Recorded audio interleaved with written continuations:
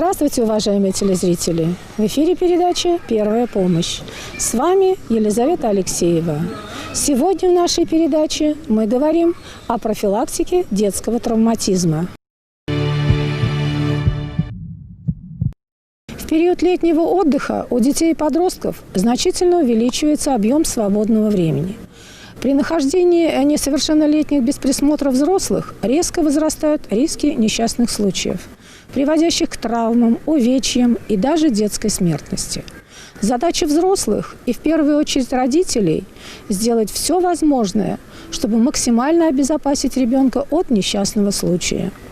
Наиболее распространенные несчастные случаи, приводящие к увечьям и смерти детей – это ожоги, падение с высоты, утопление, отравление, поражение электрическим током, дорожно-транспортные происшествия, включая происшествия с участием мотоциклистов, велосипедистов, а также роллинг и скейтбординг. Причинами несчастных случаев в детском возрасте чаще всего являются отсутствие должного надзора за детьми всех возрастных групп, неосторожное, неправильное поведение ребенка в быту, на улице, во время игр, занятий спортом.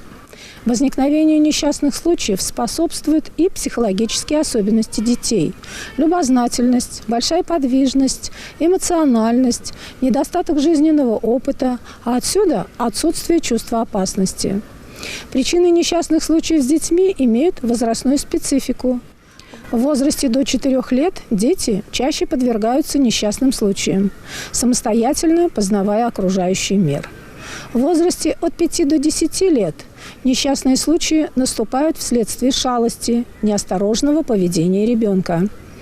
В возрасте от 10 до 14 лет и старше травмы дети получают вследствие борьбы за лидерство.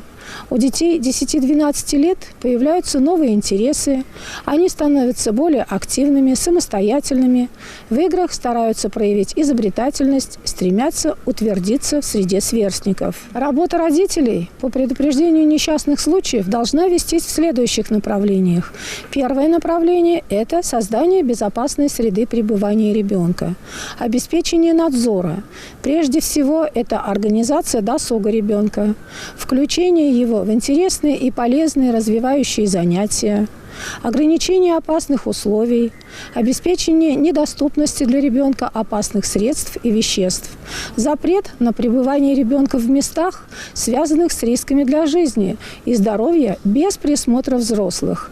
Например, это стройки, запретные промышленные зоны, места интенсивного движения транспорта, открытые водоемы и так далее. Обеспечение постоянного надзора за времяпрепровождением и занятиями ребенка. Регулярный контакт с ребенком в течение дня с использованием электронных средств связи. Второе направление – это систематическое обучение детей основам профилактики несчастных случаев. Оно включает информирование ребенка о видах и причинах несчастных случаев, о рисках, влекущих за собой травматизм, увечья и смерть, а также об условиях и способах избежания несчастных случаев. Регулярное инструктирование ребенка о правилах и мерах безопасного поведения в быту, на улицах, на дороге, в транспорте, на игровых и спортивных площадках. Обучение ребенка, особенно подростка, противостоянию подстрекательству к опасному поведению со стороны ровесников или старших товарищей.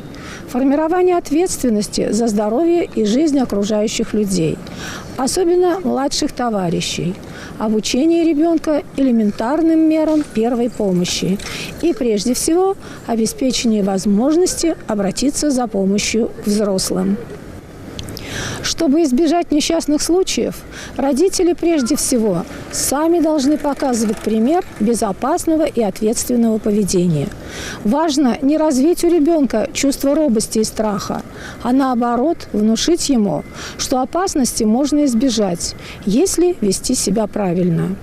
Основное внимание взрослых обычно бывает направлено на предупреждение дорожно-транспортного травматизма и предупреждение несчастных случаев при выполнении хозяйственных работ. Но важно понимать, что несчастные случаи чаще всего происходят во время игр и развлечений. Следует именно им уделять повышенное внимание при инструктировании ребенка. Очень важно приучать ребенка к самообслуживанию, к участию в домашнем труде.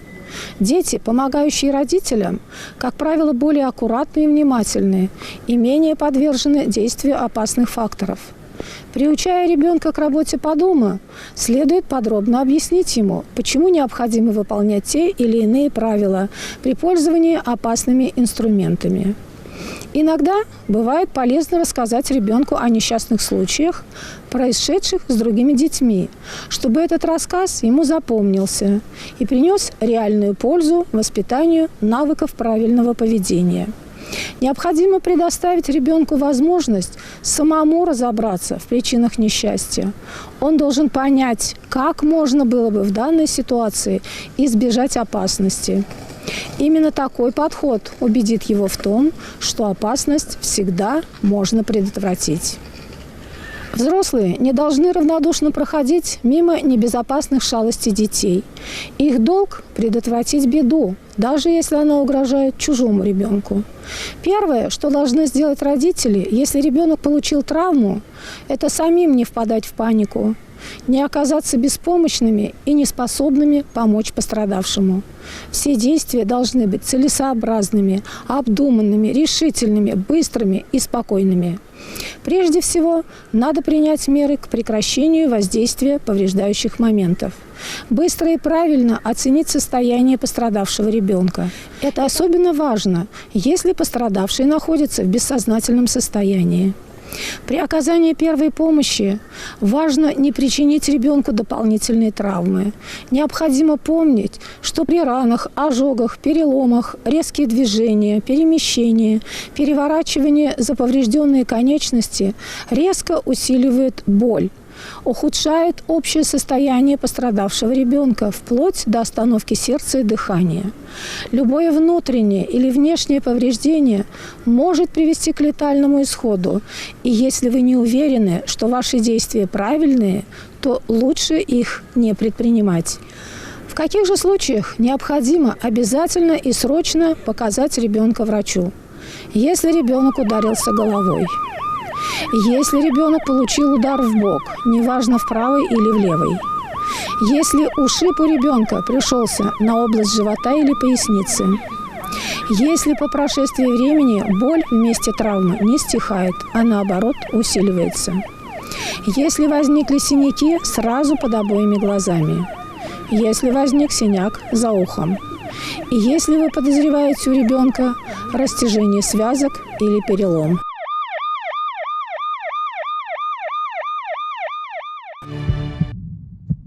Наша передача подошла к концу. До свидания. Берегите себя и своих близких. И будьте внимательны к своим детям.